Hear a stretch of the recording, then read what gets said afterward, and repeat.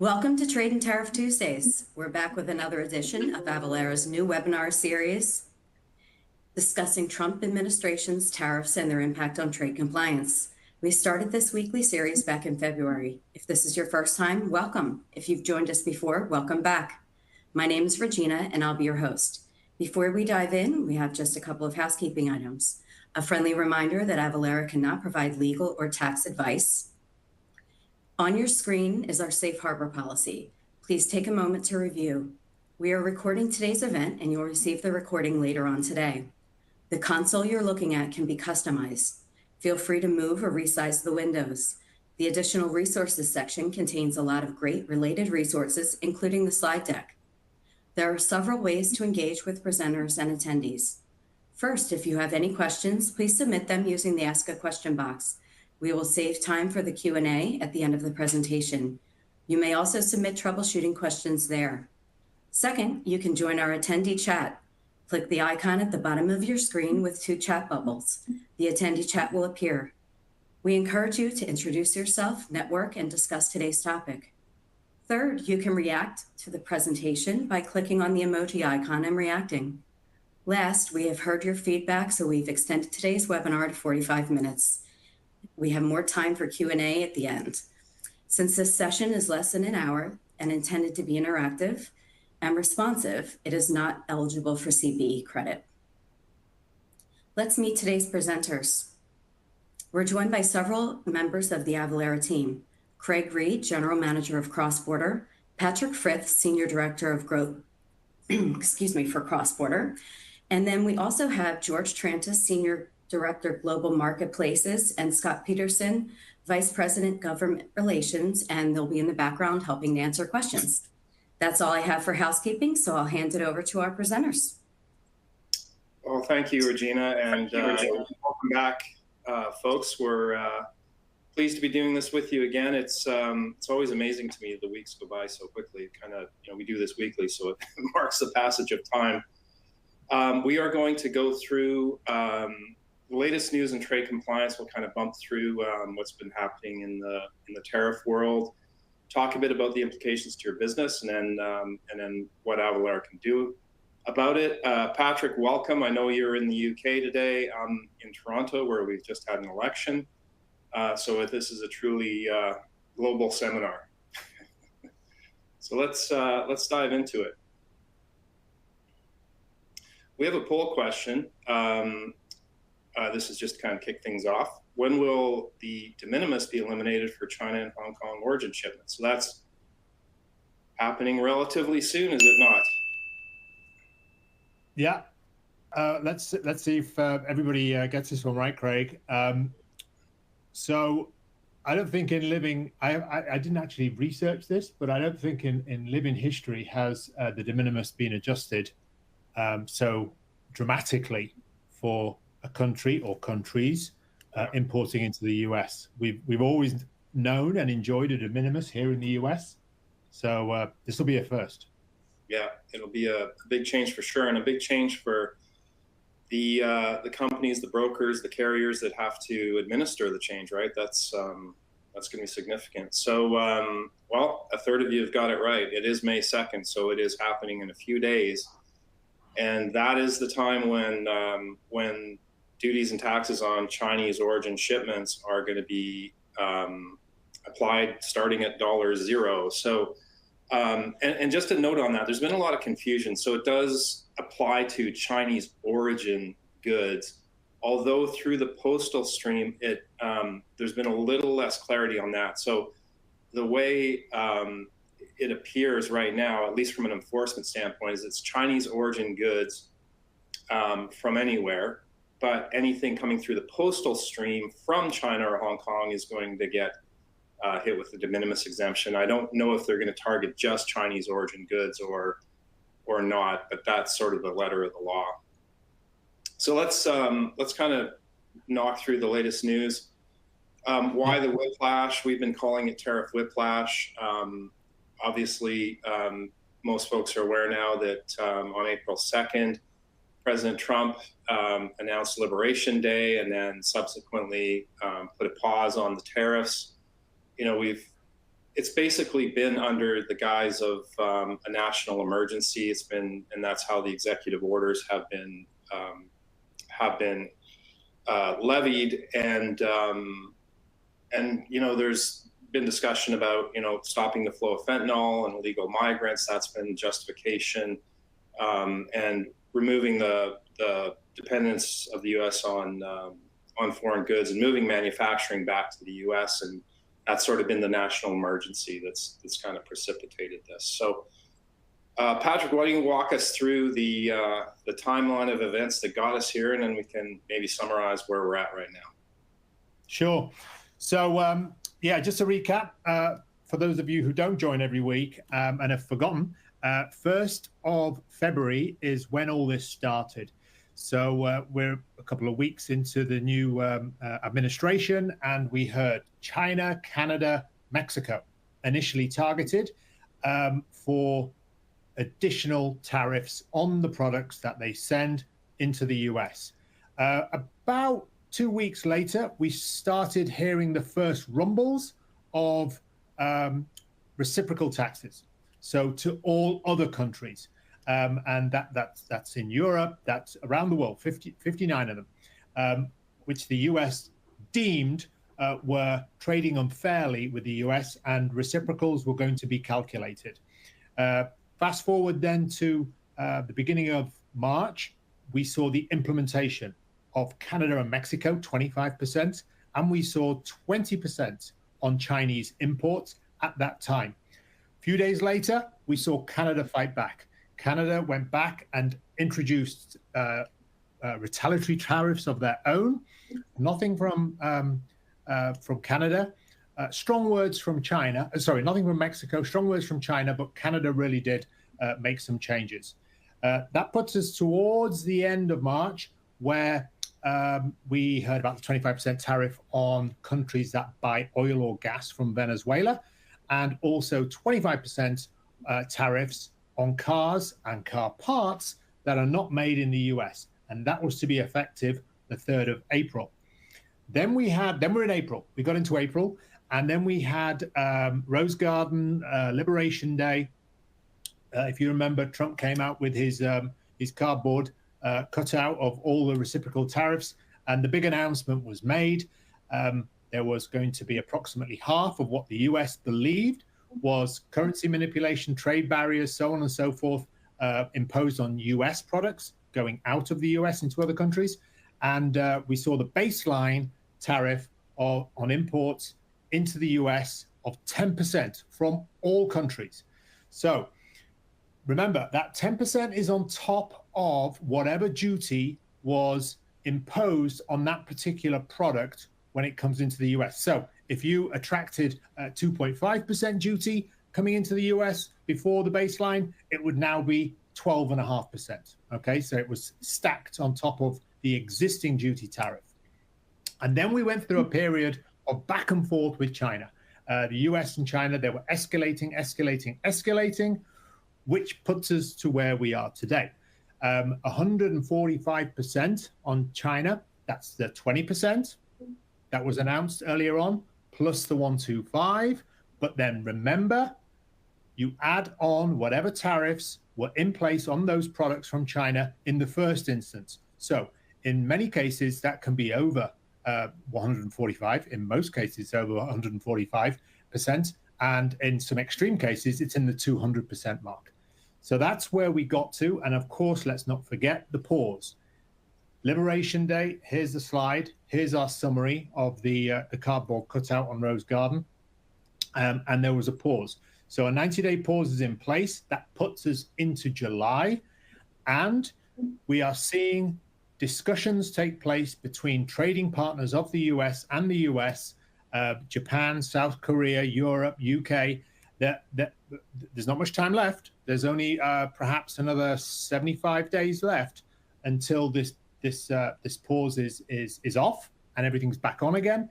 So we will have to see, Craig, what negotiations will take place over the next 70 days or so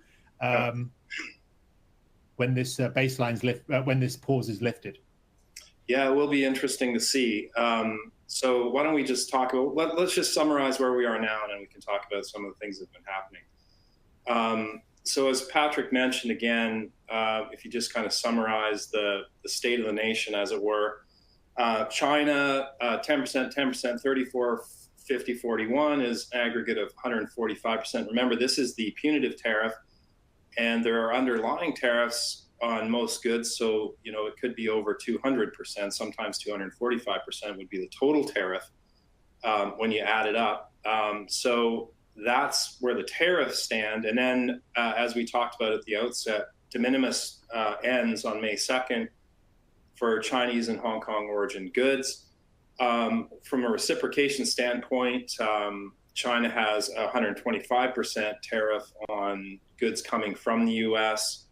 That is, in effect now, and there's been no real discussion, at least that I've seen, of lowering that. Although for China, I have seen rumblings, and maybe some of you have seen as well, that Trump has said it's going to be coming down substantially. I think the words were. So who knows what that means or when it's going to happen. But there are some rumblings that the China tariffs are going to go down, and the market's actually reacted to that. Canada and Mexico are roughly in the same boat.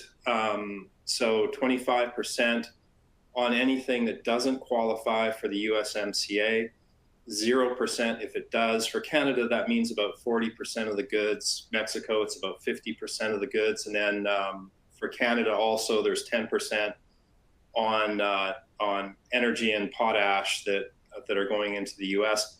Interesting that Canada and Mexico have taken different tacks. So Canada chose to retaliate with 25% tariffs on a total of about $60 billion worth of goods. Mexico has not retaliated, but they're both in the same boat. So, that's kind of where we're at there.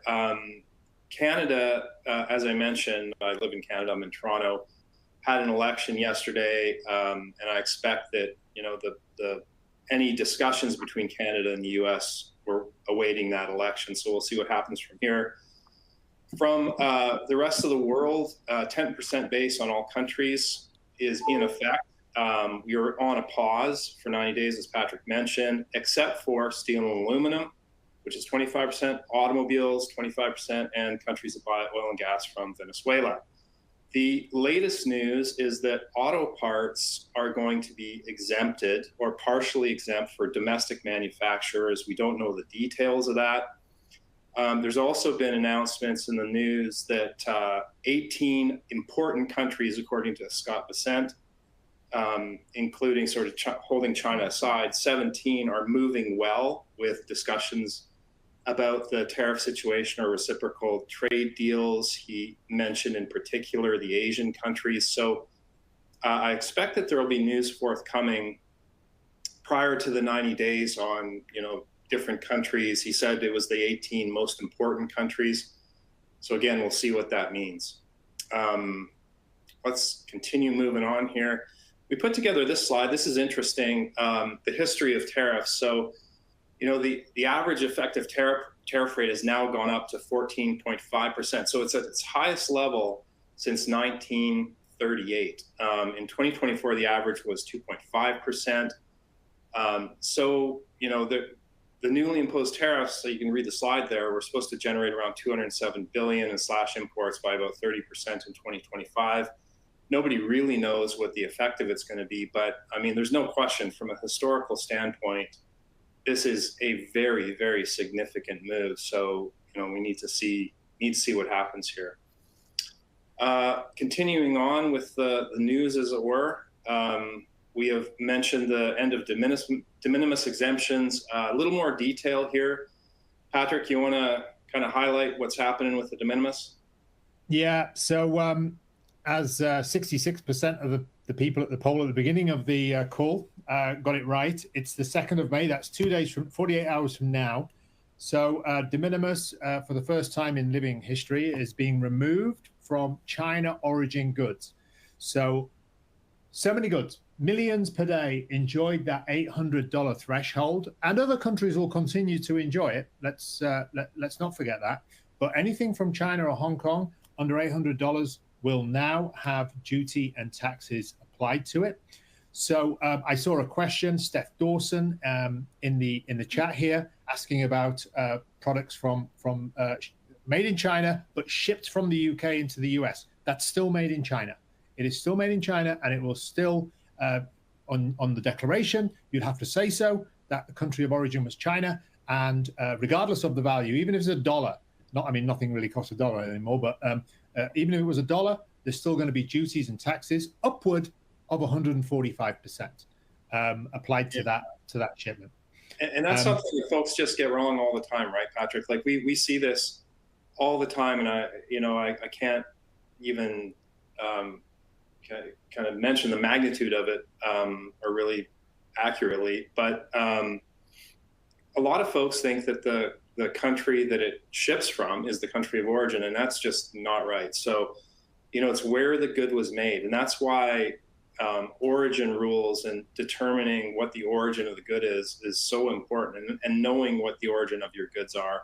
If it's made in China or Hong Kong, it is subject to the Chinese tariffs, and it's also subject to the removal of de minimis. So, keep that in mind. It's not where it shipped from, it is where the good was made.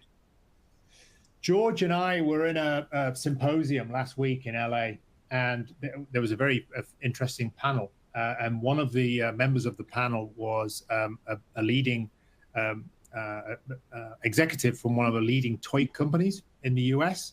And it is true that toys are 70% are still manufactured in China. And they are placing their Christmas orders now. They have to, right? Because they have to be made, they have to be put on the water, they have to get here, then they have to disperse them across the US, which has just increased the price tag for toys for Christmas at the end of the year by at least 145%. So it is, this is a big moment. The second of 2 days from now, 48 hours from now, is a big moment, and is going to affect into the rest of the year and beyond. The economics of products that are made in China. Yeah, definitely. Well, we see that with what Shein and Temu have done, right? They're raising prices up to 150% to offset the de minimis. And remember, a lot of Shein and Temu's business really was built on de minimis exemption. So, coming in under $800, almost all their goods would be under $800. So they're not subject to duties and taxes. So that's going to be significant. And obviously it remains to be seen what kind of an impact it has on their volumes, but raising prices up to 150% is very significant. And actually, just before we went live, Amazon announced that they're going to be showing on their product pages, they're going to be showing, or maybe it's in the checkout, how much of the price is due to tariffs, which the White House reacted very negatively to. So it's interesting how different companies are choosing to react to this and what's happening. I think that highlighting the tariffs by Amazon was an interesting move. And we're getting a lot of Patrick, I say real quick, we're getting a lot of questions on mixed sourced goods and having multiple components from different countries. And this is actually a really common question. Yeah. In these situations, you definitely need to talk to your import broker or your trade advisor, your legal representation, because there are strict rules on what considered as a change of a dutiable good and how those parts work together. So highly recommend you talk to those people to make sure you're getting that right. It's not an easy. Yeah, in general, it's where the majority of the value of the good was added. Although there are, like as George mentioned, there's a bunch of rules around that, like whether the intended use changes. A good example that we've used in the past is you take this sweater I'm wearing, and if it's the sweater itself is made in China, and then you ship it on to say the UK, and they stitch Avalara on it. That does not constitute a change in the use or the value of the good to any extent. So it would almost certainly be still a Chinese origin good. However, if you sent in material from one place in the zipper and you assembled it, you dyed it, and you completely changed it, well, then you might have a different story. So it really depends on your unique situation. It's important to understand the rules of origin and how it applies to your goods. So why don't we keep moving here? Implications to your business. This is a slide we put together because we talk about components of this, and I like to think of this as sort of the four horsemen or the four puzzle pieces of global trade. De minimis exemptions are important to keep in mind. We've talked a lot about de minimis. So again, $800 for anything that's not made in China or the US, or pardon me, China or Hong Kong starting on May 2nd. The classification codes, so your HS code, that's really the Rosetta Stone. So you need to know your tariff codes. You need to know what they are. They need to be accurate because it's what drives everything else. The declared value of the good, I've seen reports that, different folks are recommending you change the declared value of the good in order to escape some of the tariffs. Don't do that, folks. You get in a lot of trouble doing that. Country of origin, we just talked about. So the intersection of these things, so the country of origin, the good, the tariff code classification is what drives the tariff rates. Whether or not it's dutiable is determined by the de minimis exemption. And then what the declared value of the good determines the total dollars that you're going to pay in duties and taxes. So it's important to understand all four of those puzzle pieces. So let's talk a bit about how businesses and states are reacting to this, and feel free to chime in here, Patrick. But there's news that the three CEOs of the biggest retailers went and warned President Trump that his policy could disrupt supply chains. So that caused a bit of a reversal, and the markets reacted well to that. We've got 12 states now suing the Trump administration over tariffs, saying that the president doesn't have executive authority to do that. Congress has the authority to do that. There's been a 33% year-over-year decrease. Well, that was the week ending May, is that May 10th? That can't be right. But anyway, for the number of freight vessels scheduled to arrive in the port of Los Angeles. So it's having a lot of knock-on effects in the ports where ships are avoiding some of the smaller ports.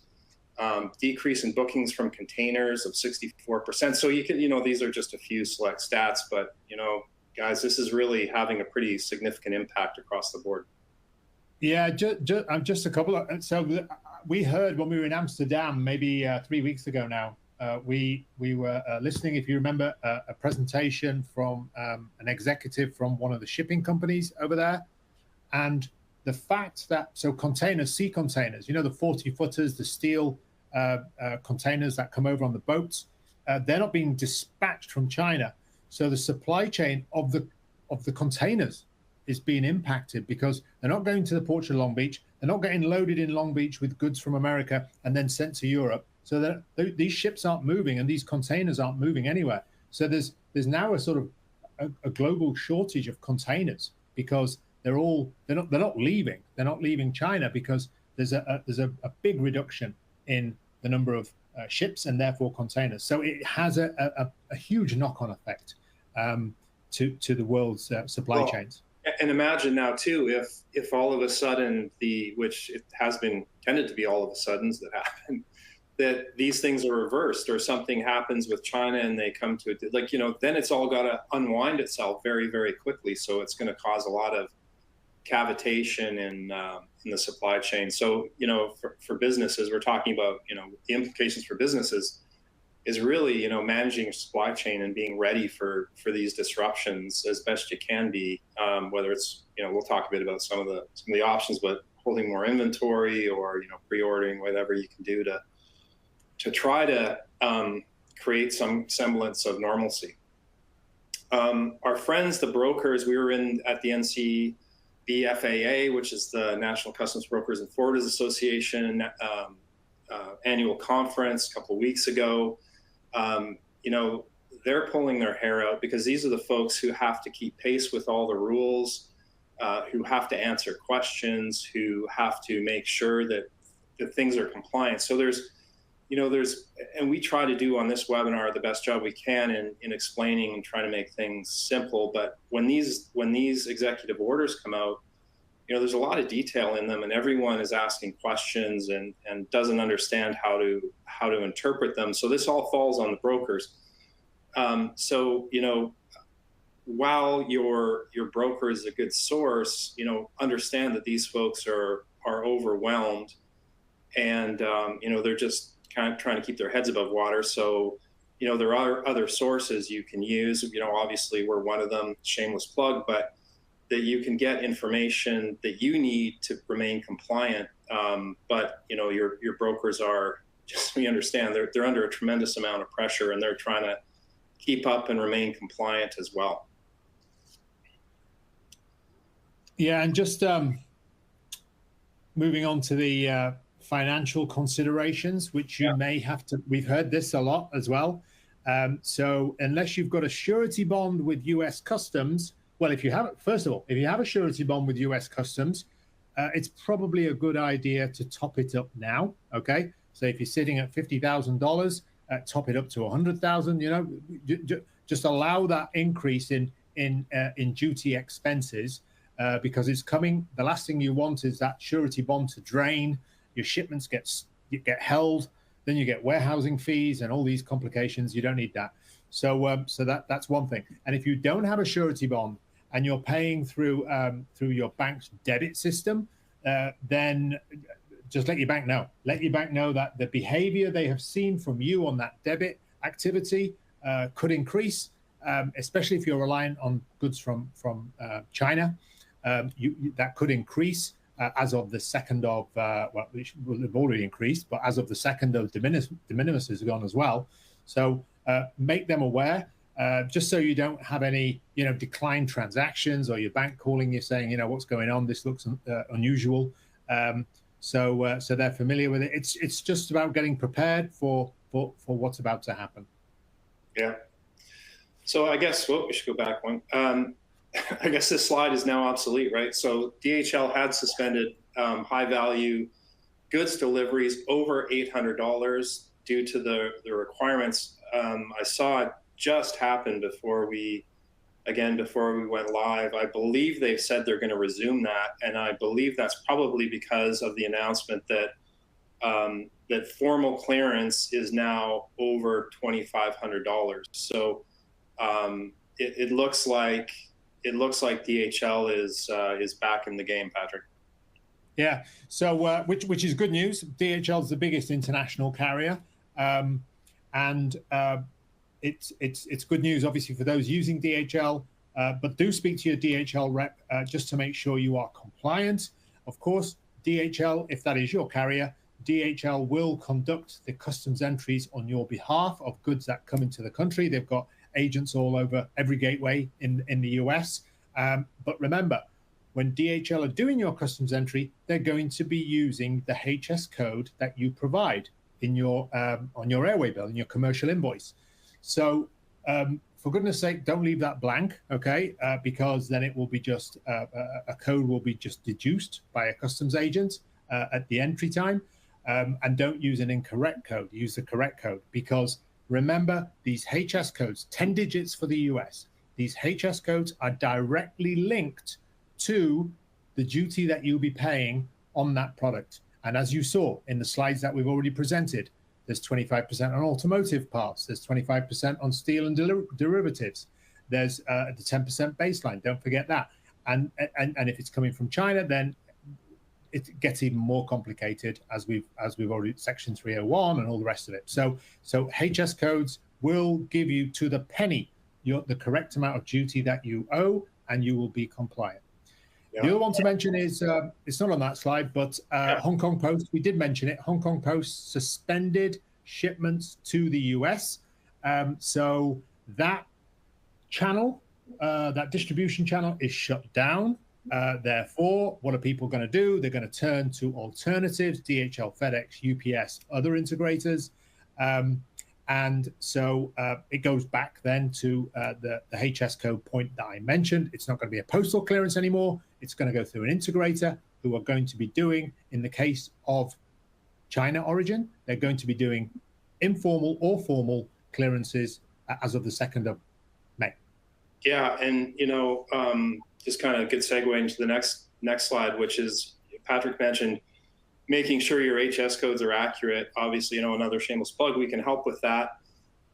But do be careful with your origin, declaring value, declaring your HS codes. Why? Because CBP is significantly ramping up their enforcement of the rules. and looking for violations of customs law. And this is a significant change in the way that trade is being enforced. So be aware that they're on the lookout for any anomalies, and don't be caught out with inaccurate information. So can't wait to see. Yeah, Sorry. see the next one for April. Yeah, that's exactly what I was going. Can't wait to see the April number on that chart. Yeah. So how can they keep up with these changes? Yeah. So you want to avoid shipments being held up in customs. We've already mentioned that. Storage fees will be incurred, retrieval fees, disposal fees, even. So these are fees that you haven't got. You're not budgeted. You haven't budgeted. So you don't want that. Penalties and fines are a real thing. This is law, all right? So you can't, I didn't know. It's been all over the news for the last 2 months. So non-compliance, I fully expect to be penalized and fined. Under and overcharging customs duty, don't try to don't change your HS codes to fit with a better duty tariff. That is not the way to go. We've heard that mentioned, and we absolutely do not endorse changing HS codes just for a better duty rate. It doesn't work. Your product is your product, and therefore your HS code is your HS code, and it is directly linked to a duty amount. So don't undercharge or underdeclare because that's evasion. Okay. Similarly, make sure you've got it right, because you don't want to be using a wrong HS code, which is attracting more duty unnecessarily. You don't want to be doing that. You want to be right onto the penny. And of course, all these things that I just mentioned do lead to bad customer experience. In the case of B2C, it's cart abandonment. So we're seeing it already in carts. We ran through Shein and Temu. You can do it yourself on your phone. You start ordering stuff, you'll see that there's an increased tariff amount now calculated into those transactions, which may lead to cart abandonment. So always good advice is to get your HS codes right, so you don't, all these things don't happen. Yeah, and in terms of what you can do to try to build a resilient supply chain, that with the conference Patrick and I were at in Amsterdam was all about this. 2 days of discussing how to build a resilient supply chain. To boil it down, here are some of the things that some of the world's biggest companies are doing: diversifying shipping carriers or sources of supply, if that's an option. Looking at automation tools such as ours to help you with remaining compliant, understanding your HS codes, understanding rules, restrictions, tariff rates, countries of origin, all of those things.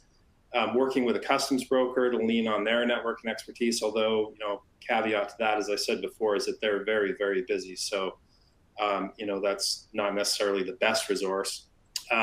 Ensuring that your product details are compliant. So again, we keep harping on it, but do you have your HS codes right? Are your countries of origin right?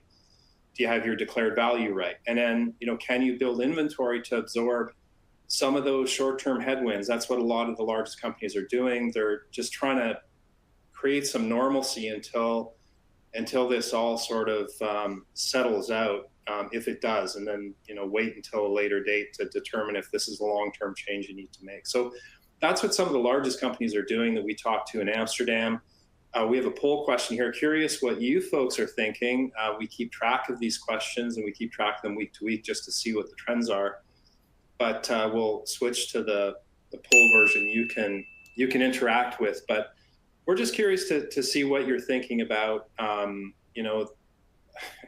Obviously, a lot of folks don't know yet, or there's a lot of uncertainty still in the market. I suspect that'll be the case until some of these trade deals are announced and settled, and/or the 90 days is up. I go into customer calls like you, Craig. Day in, day out, and those top, you don't know what you're gonna hear when you start a customer call, but the top four you see there, they are all under consideration.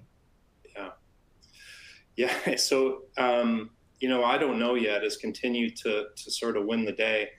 we're up to 60% with this group, which is significant. A lot of, those are typically the two biggest one are diversifying suppliers, manufacturers, and then and I don't know yet. So you can see the trend. That was actually the highest we've seen yet. I don't know yet.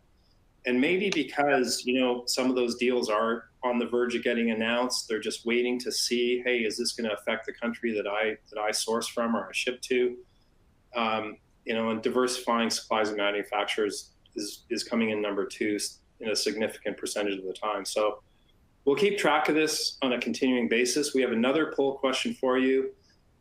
We're just curious what your plans are and for addressing the increased cost. So are you going to pass it on, or are you going to include a surcharge, absorb it? You've seen companies announce all of these different things, and we've talked about what some of them are doing. We talked about Amazon, we talked about Shein and Temu, what they're planning to do. They're in category B. You see other companies planning to absorb the cost. Mostly large multinationals are in the absorb the cost category, but I'll give you a few more seconds to interact with this, and we'll see what happens.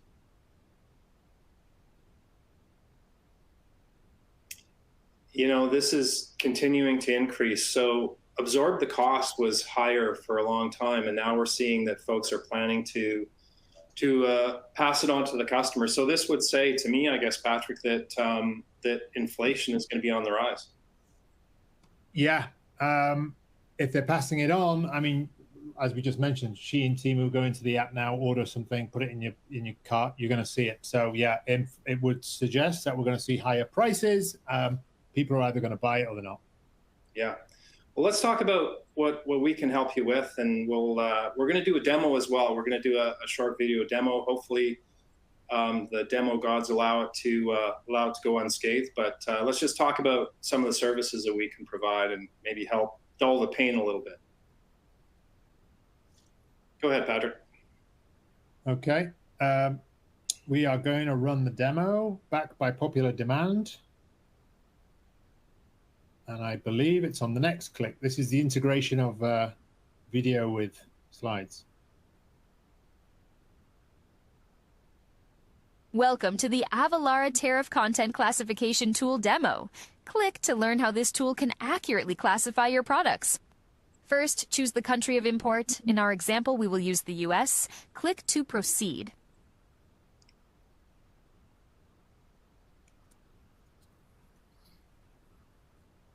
Next, select the country of origin. In our example, we will use China. Click to proceed.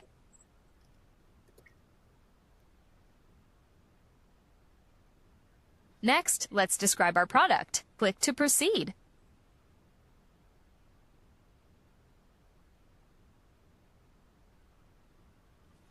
Now, we are ready to classify. Click to proceed. The tariff classification tool needs to know a few more details. Click to select the upper material. Select the lower material. Click to proceed. We've now reached an HS. Click to drill down to reach the HS10. Since our product is a men's golf shoe, click to drill down. Since our product is not welt footwear, click to drill down. We have reached the HS8. Click to find the HS10. We have now reached our HS10. Click to see rate description. Here we can see the total duty amount for this product. This totals 28.5% general rate plus 125% punitive rate, which equals 153.5%. This concludes the demo. All right, we're back. I think everyone can see the demo slide. We'll go to, I think we've got a poll question next. So just before we go there, that was a demonstration of our self-serve tariff classification tool. It lends itself well to that kind of demo. We have a variety of different HS classification options for pretty much any use case that you might have. We have duty and tariff calculators of different types and descriptions. We have the ability to determine what restrictions might apply to your goods depending on what country you're shipping them to. We have content available that has all the free trade agreements, such as they are currently. along with countervailing duties, anti-dumping duties. So we have a large variety of tools and automation solutions that can help you out.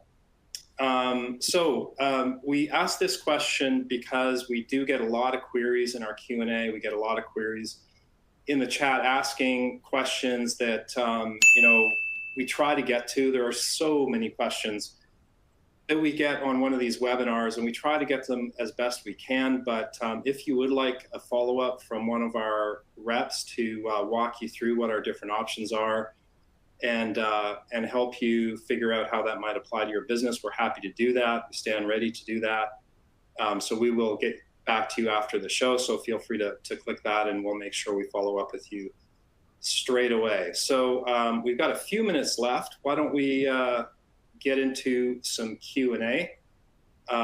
So while we're doing Q&A, I'm going to ask one more poll question, and this is just to help us understand how to make this more useful for you. We know that we get a lot of repeat visits, so feel free to let us know what kinds of things you'd like to see us do. If you'd like to hear more of the same, if you found this useful, let us know. If you would like to hear some different content, let us know. Feel free to leave that in the chat as well. You can let us know what's on your mind or what else you'd like to see from us in the chat as well, or in the Q&A. George, how are we doing in the Q&A? Anything that you want to highlight? We've got a lot of taxability on tariffs. How are they taxed? So I think, we've talked about this in a couple other blogs, but, the reality is a tariff increases the price of a good. And so therefore it is taxable. So depending on how you show that, is to increase your goods, directly taxable. And Scott's talked about this a lot, but if you just add it as a surcharge, that is most likely taxable. They're not exempt. So depending on how you show this, taxability is affected unless there's a tax exemption with the customer. So I think that's the number one question we've had. We also have a lot of how are container prices affecting, will go up. And this is Patrick and I, we had this question. Yeah, so we had this question actually in the symposium we're in LA.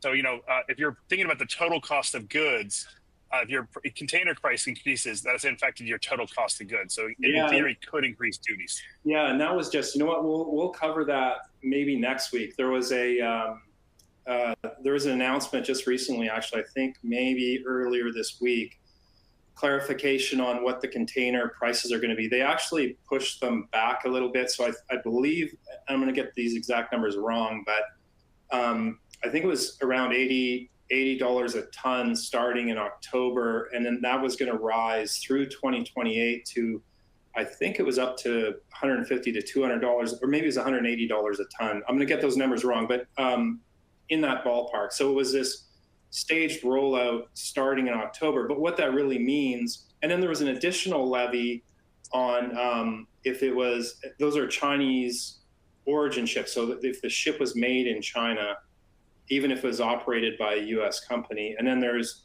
Chinese origin and operated ships.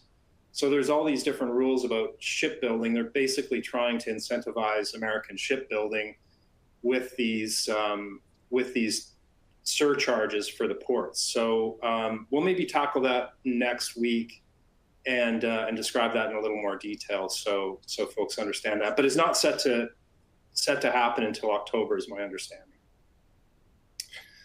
All right. Regina mentioned it at the outset. We will email this presentation out to you. All of the links that you see on the slide on your screen are hot links, so they will take you to our various blogs. We keep a number of blogs updated constantly. We have a very, very diligent blog writer, Gail Cole, who stays on top of all the changes. Our content team is working basically around the clock to ensure that all our systems and content are up to date and deploying at the right time. So we'll be ready for all the changes as they come. You can watch the video demo again.